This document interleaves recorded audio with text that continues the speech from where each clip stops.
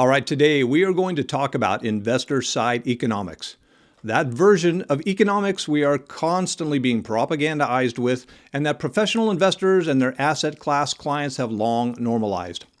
These folks see the world through investor-colored glasses and would love to ascetize any and everything under the sun, reducing everything from its original intent down to yet another vehicle for making non-productive rentier incomes and non-productive inflationary asset gains, just as they've repurposed housing from the provision of shelter to merely another vehicle for making non-productive income.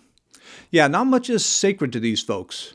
Yet, on the other hand, we have historical leaders like Thomas Jefferson saying the earth is given as a common stock for man to labor and live on. And then toward the end of the same letter to James Madison, he says the small landholders are the most precious part of a state. And about 80 years later, as land inequality was already beginning to rear its ugly head, we have Abraham Lincoln saying, "The land, the earth, God gave to man for his home, sustenance, and support, should never be the possession of any man, corporation, society, or unfriendly government any more than the air or water, if as much." While these quotes show the organic reverence these leaders had for the land and their fellow man, investors be like, land? Well, I'll tell you what land's meant for. Land is a great way to make money without having to work for it. I can use the land to extract money from the people who are working by merely owning more land than I need for myself and then renting it out to the people who are in need of land. I can hold on to the land for however long it takes to make some non-productive inflationary gains. Heck, I can use the land as a hedge against inflation, the very inflation that I and others like me have actually created and are perpetuating. But, let's not talk about that. Yeah, what's really funny is when you see professional investors on TV or their social media making themselves out to be inflation warriors. Now, why is that so funny? Because these guys love asset inflation. I mean, that's how they make their living. But they're not going to talk about that, at least not in those terms. They are very careful to never use the word inflation in those instances, and instead calculatingly switch to terminology such as it will increase the value of your assets. Yeah, and they're not going to talk about the fact that inflationary gains are always non-productive. Nor will they talk about the fact that the original strategies for allowing private ownership of the means of production, that little thing called capitalism, as well as the private ownership of land, were meant to stimulate production by ensuring that those being productive would be allowed to keep the fruits of their labors, as opposed to having to continually surrender the fruits of their labors to the non-productive landlords. This all, in turn, would create a self-sustaining and thriving citizenry. But no, the professional investors are not going to talk about that. Instead, they're going to offer up false narratives that this warped economic system we have today that handily rewards non-productivity is somehow aligned with the production-based economic system the founders envisioned, as opposed to it being, in reality, much more aligned with the feudalism the founders reviled. Investor-side economics also omits the fact that one man's non-productive inflationary gains always become the financial burden of someone else. They consistently display a collective amnesia of double-entry accounting, which, just like conservation of energy and every action has an equal and opposite reaction, acknowledges that the only way to give wealth to one person is by taking wealth from another.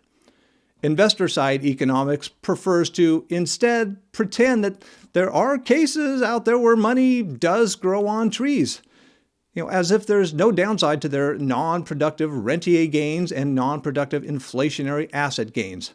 This becomes particularly insidious when we allow the assetization of necessities such as land and housing, as the controlling of vital necessities endows investors with the leverage to force those in need of such necessities to bear the financial burden of the investor's non-productive rentier and inflationary real estate asset gains, despite the fact these investors have produced nothing nor made a positive contribution to society.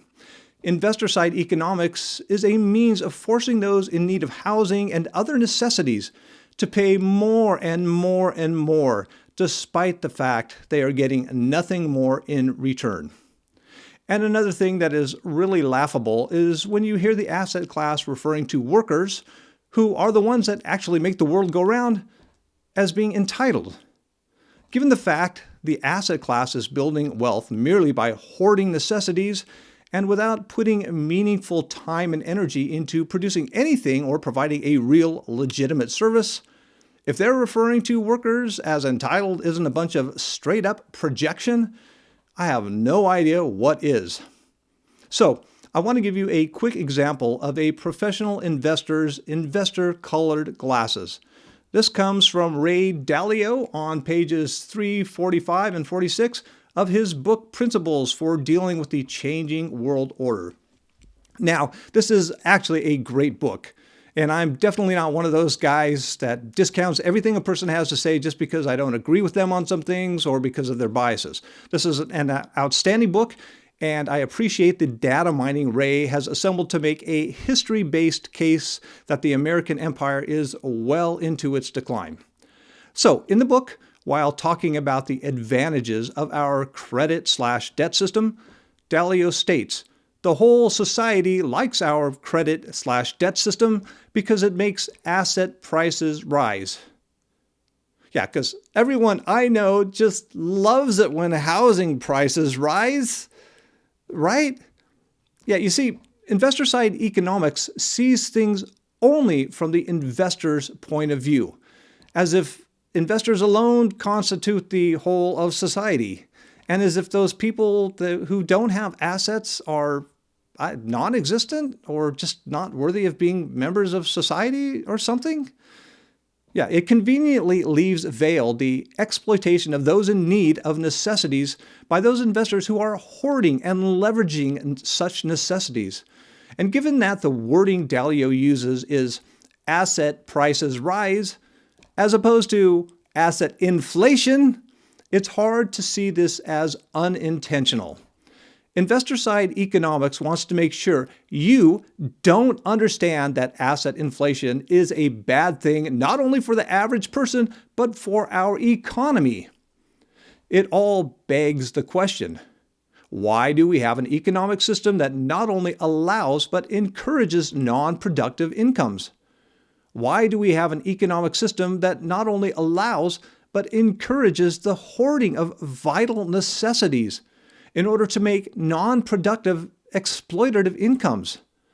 And how is it that we now have an economic system that is much closer to the feudalism our founders reviled, rather than the production-based capitalism it is supposed to be, and that the asset class wants us to believe it is?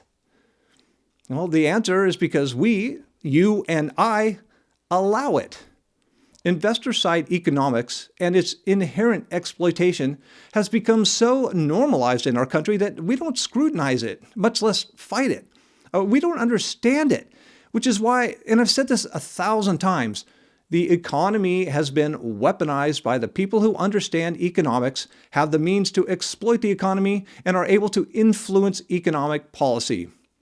That is why it is so crucial that everyone gains an adequate understanding of basic economic principles. The economic status quo of the asset class depends on the masses remaining economics illiterate. Yeah, there's a reason we don't learn economics in school. Our lack of the ability to refute investor-side economics has successfully brainwashed us into believing that real estate investors are somehow deserving of their non-productive wealth gains, despite their failing to make any kind of positive contribution to society, and in spite of the exploitation they employ and subject the rest of us to. So, stop falling for investor-side economics. It's time to expose investor-side economics for the shameless propaganda that it is.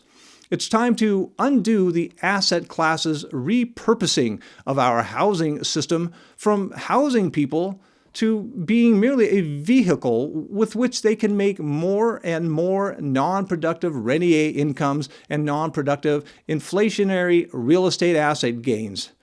It is time to transform our exploitative land and housing system into a highly functioning system that equitably and affordably houses everyone. The Affordable Housing Forever Act, my 12-year plan to decommodify land and housing, will do just that and a lot more. Take the link,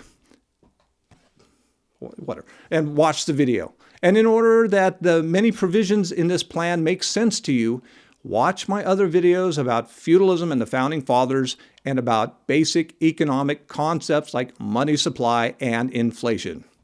Then make your presence in the great housing rights movement known simply by liking the videos, sharing them, and most importantly, by becoming as knowledgeable and articulate as possible on this subject. All right, see you soon. Over and out.